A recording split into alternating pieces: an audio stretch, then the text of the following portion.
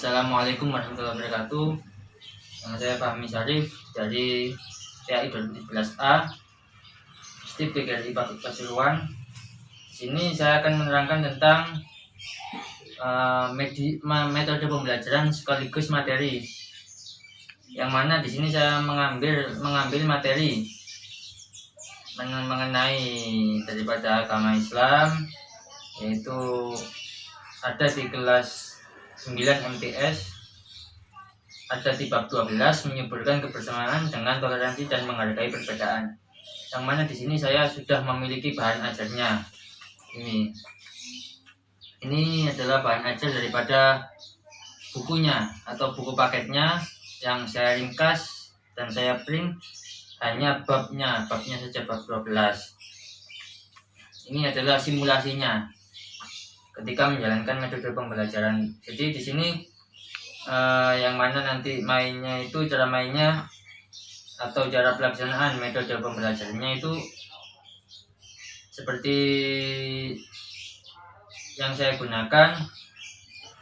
Di sini saya menggunakan metode pembelajaran yaitu pre-teaching, yang mana pre-teaching itu sendiri latihan atau praktek mengajar yang menjadi peserta didiknya itu adalah teman sendiri.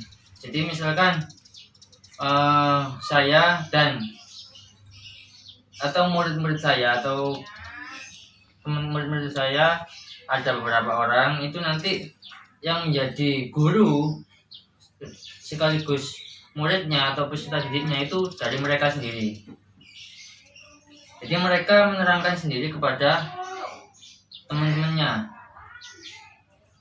Tujuannya daripada metode pembelajaran seperti ini, pre-teaching ini, itu bisa untuk memperoleh keterampilan dalam mengajar, bukan hanya dalam mengajar saja, tapi melatih dalam latihan untuk berbicara di depan umum, ataupun menjadi sebuah bekal nanti ketika mungkin ketika ikut lomba agar tidak grogi, ataupun ketika di masyarakat nanti ketika dimintai untuk berbicara di depan umum. Jadi ini menurut saya sangat membantu sekali. Jadi dilatih sejak dini. Ini kan termasuk daripada kurikulum K13. Gurunya hanya menjaga sedikit, nanti siswanya yang mengajar seperti gurunya atau yang memahami sendiri. Ketika nanti sudah selesai, gurunya menambahi atau ketika ada yang salah bisa membenarkan apa yang salah daripada yang diterangkan dari peserta didiknya atau murid-muridnya sendiri. Jadi di sini saya akan menjelaskan daripada materi ini menyuburkan kebersamaan dengan toleransi dan menghargai perbedaan. Di sini di halaman awal tidak kelihatan, ini ada yang paling atas sendiri yaitu foto tentang berdoa bersama. Ini ada yang Islam, ada yang Hindu, Buddha, dan sebagainya.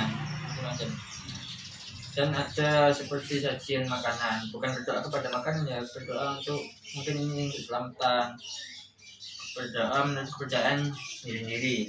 Kemudian ini ada foto Bhinneka Tunggal Ika. Bhinneka Tunggal Ika ini dalam artian di sini ada baju adat. Ini di dalam satu negara Indonesia. Ini ada adat Jawa Barat, baju Jawa Barat, Jawa Tengah, DIY, Jogja, Jatim, Maluku, Irian Jaya. Kemudian ini Kalimantan Barat dan lain sebagainya. Dan ini adalah lambang-lambang partai politik. Ini hanya sebuah contoh. Ada partai PKB, PAN, PDIP, Demokrat, PKB, dan lain PKS dan lain sebagainya. Golkar, banyak semua di sini. Kenapa dalam awal-awal ini banyak foto yang berbeda-beda daripada beraneka ragam dalam satu negara?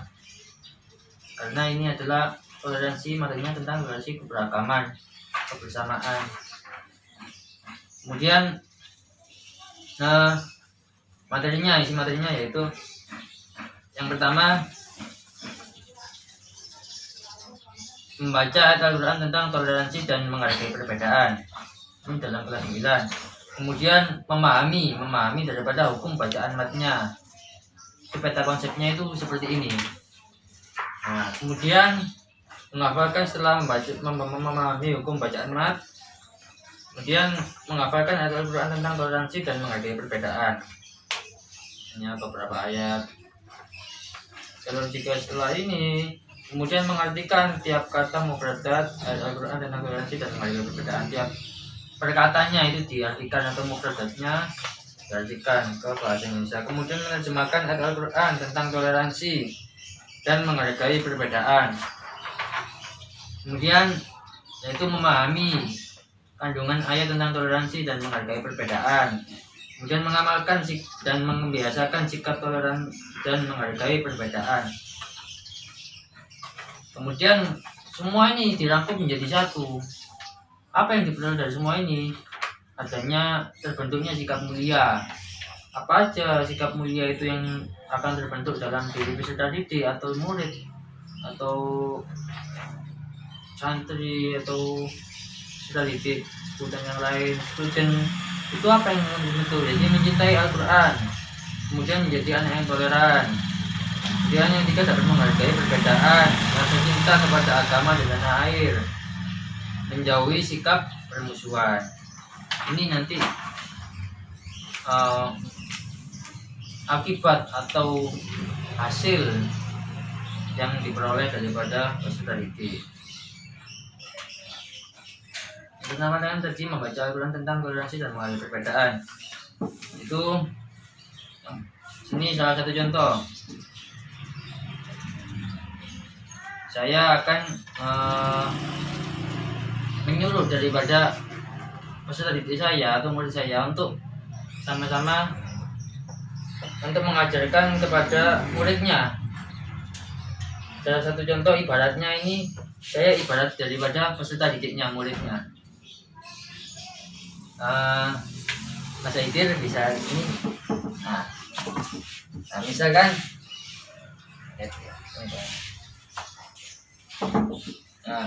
misalkan Mas Aidir ini adalah murid saya, dan saya ini ibaratnya karena nggak ada orang lagi ya, cuma ada 2 orang ya, saya ini ibaratnya siswanya juga.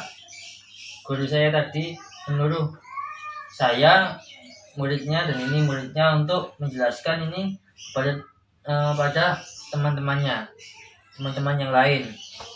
Nah, misalkan saya akan menjelaskan ini kepada, saya ini temannya Aidir, akan menjelaskan ini kepada Aidir.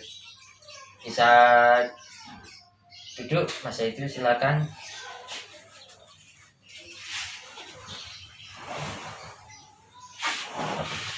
Nah, saya akan menjelaskan, saya ibaratnya ini murid juga ya, yaitu yang pertama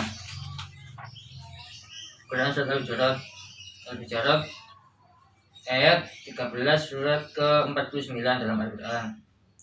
Ya ayyuhan nasu inna khalaqnakum min dzakarin wa unsa wa ja'alnakum syu'uban wa qabaila lita'arafu inna akramakum 'indallahi atqakum innallaha 'alimun khabir.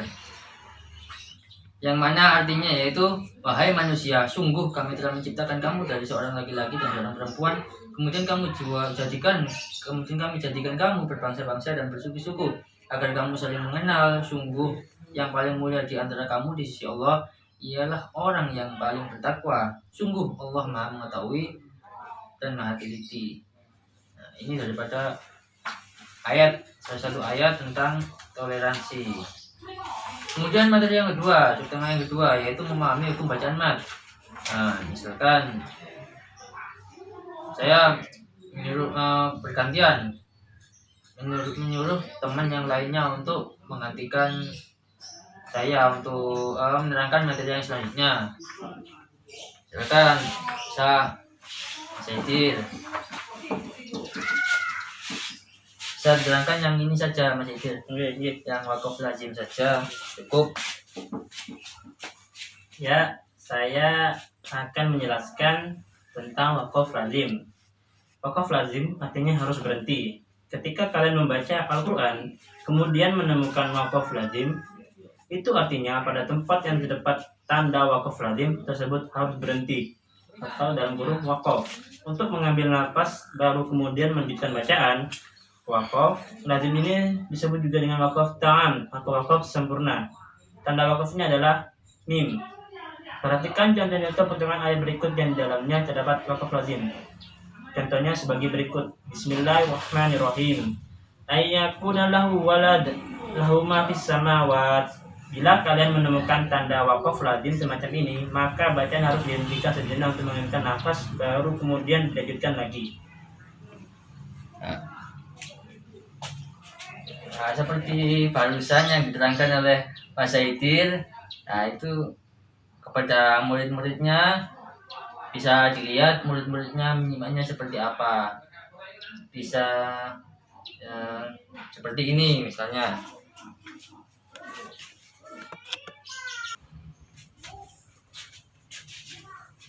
Nah, murid-muridnya misalkan seperti ini, ibaratnya kursi sekolah wis ya, ibaratnya seperti ini. Jadi pembelajaran ini itu saya rasa sangat efektif sekali. Nah, selanjutnya saya juga akan sedikit menerangkan daripada materi yang selanjutnya. Jadi di sini yang selanjutnya sistem yang ketiga itu menghafalkan ayat Al-Quran tentang toleransi dan menghargai perbedaan. Tadi setelah dibaca, kemudian memahami hukum bacaan mat, kemudian yang sekarang menghafalkannya seperti ayat yang tadi surat Al-Hujurat ayat ke-13 itu dihafalkan. Ya ayyuhannasu inna khalaqnakum min dzakari wa unsa wa ja'alnakum syu'uban wa qabaila lita'arafu inna akramakum indallahi innallaha alimun habir, itu dihafalkan. Nah, yang selanjutnya yaitu sistem yang keempat mengartikan tiap kata atau mufradatnya ayat Al-Quran tentang toleransi dan menghargai perbedaan. Seperti tadi surat Al-Hujurat ayat ke-13, ya ayyuhan nas, ya ayyuhan, wahai an-nas, manusia. Nah, seperti itu diartikan secara perkata. Min inna khalaqnakum, min ini dari Zakarin wa unsa, Zakarin laki-laki, wa unsa dan perempuan, itu diartikan, mereka diartikan mengartikan perkata daripada itu, agar juga sekaligus mempelajari daripada mengetahui artinya apa, biar ini tujuannya agar cepat menghafalnya. Kemudian yang terjemahkan Al-Quran tentang toleransi dan menghargai perbedaan, seperti tadi sudah saya terjemahkan. Kemudian memahami kandungan ayat tentang toleransi dan menghargai perbedaan, memahami isi daripada kandungan ayatnya tentang toleransi dan menghargai perbedaan. Misalkan isi daripada ayat tadi itu apa, kandungannya apa. Nah, kemudian yang selanjutnya yaitu memahami kandungan ayat tentang toleransi dan menghargai perbedaan. Apa tadi Quran Surat Al-Hujurat ayat ke-13, memahami tentang isinya apa, tentang yang mana orang-orang manusia ini dijadikan daripada berbangsa-bangsa, bersuku-suku, kemudian itu diibaratkan seperti yang lainnya, seperti ada yang suku ini, suku Jawa, Batak dan lain sebagainya, itu bermacam-macam, bertoleransi. Jadi salah satu contoh yang paling sensitif saat ini yaitu daripada orang yang beragama. Banyak sekarang itu orang yang beragama yang mana dimusuhi. Ada yang beragama Islam seperti sekarang di Palestina itu dimusuhi sama orang Israel karena mungkin tidak menuruti apa yang mereka inginkan atau tidak ikut dalam aliran mereka, Yahudi dan lain sebagainya. Itu mungkin saya tidak tahu kurang paham, kurang mengerti konsepnya apa. Ada juga di mana kalau tidak salah itu yang kejadian sebenarnya terorisme atau apa itu di mana di Amerika, kalau nggak salah di masjid apa itu ada yang orang ketika sholat itu ditembaki secara brutal, kemudian mengalami kematian massal. Itu juga ada juga yang mungkin orang beragama lain mengebom gereja dan sebagainya. Itu seharusnya masalah ibadah daripada agama itu kita tidak perlu ikut campur daripada mereka, biarkan itu menjadi hak mereka sendiri dalam memutuskan memilih daripada keberagaman, daripada kepercayaan mereka. Nah, seperti itu. Jadi misalkan atau salah satu contoh tadi yang ada di gambar di depan ini salah satu contoh partai, misalkan beda partai, beda pilihan, tak boleh kita memusuhi, mencemooh, hingga menimbulkan atau membuat isu-isu yang tidak baik ya. Mungkin partai A, partai B, partai C itu korupsi, ada yang ini A, B, C dan lain sebagainya. Seperti itu tidak boleh. Kita harus adanya toleransi, karena dalam hidup ini kan ya ada pilihan, perlu pilihan, pilih sendiri-sendiri, kemudian mengamalkan dan membiasakan sikap toleran dan menghargai perbedaan. Ketika sudah tahu daripada apa-apa yang menjadi toleransi dalam hidup ini, kita juga harus bisa mengamalkannya, bukan hanya tahu tapi tidak bisa mengamalkan, tetap tidak toleran dan lain sebagainya. Tapi kita harus toleran mengamalkannya, dan juga harus bisa membiasakan sikap toleransi. Cuma orang toleransi itu jangan sampai kelewatan, dalam artian akidah itu kan nggak bisa toleran, dalam artian kamu atau kalian beragama Muslim, Islam, itu ikut-ikut ke gereja, ikut temannya yang Muslim misalkan Kristen, ikut ke gereja, ikut sholat di sana, itu kan ya sudah toleransinya menurut saya sudah berlebihan seperti itu. Kecuali kalau seperti itu orang-orang seperti kita kan ya mungkin pemahaman agamanya atau itu kan masih di bawah rata-rata, masih belum dikatakan tinggi, belum bisa dikatakan tinggi. Jadi dalam hal akidah sebaiknya kita tidak ikut campur dan tidak mengikuti daripada kita teman kita, meskipun itu yang berbeda agama seperti itu. Jadi tetap harus bisa mempraktekannya dalam kehidupan sehari-hari. Kemudian apa yang dihasilkan daripada pembelajaran tadi? Dari semua yang dihasilkan tadi itu dicangkup menjadi satu, sikap mulia. Kemudian ketika telah terbentuk sikap mulia itu karena biasa tadi, sehingga terbentuknya mencintai Al-Quran, menjadi anak yang toleran, kemudian dapat menghargai perbedaan, rasa cinta kepada agama dan yang lain, kemudian menjauhi sikap permusuhan. Karena jika orang itu tadi tidak ada toleran atau apapun dalam hal toleransi, tidak mempunyai hal itu, maka orang ini tadi akan sulit hidup di masyarakat itu. Saya rasa sulit, karena dalam masyarakat itu kan orang itu kan ya beragam, tidak semuanya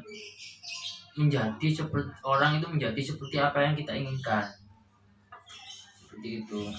Saya kira materi dan simulasi ini cukup. Ini bahan ajarnya ini ada di buku siswa pendidikan Islam dan budi pekerti. Ini buku siswa, ada di buku paket buku siswa. Bisa murid-murid kalian ini meminjam di perpustakaan juga ada, atau beli di toko-toko buku itu ada. Karena saya di sini simulasi metode pembelajaran sekaligus mengajarkan materi ini, jadi saya rasa cukup sampai sekian. Apabila ada salah kata atau salah penyampaian saya mohon maaf yang sebesar-besarnya. Saya rasa cukup ini dan terima kasih. Wassalamualaikum warahmatullahi wabarakatuh.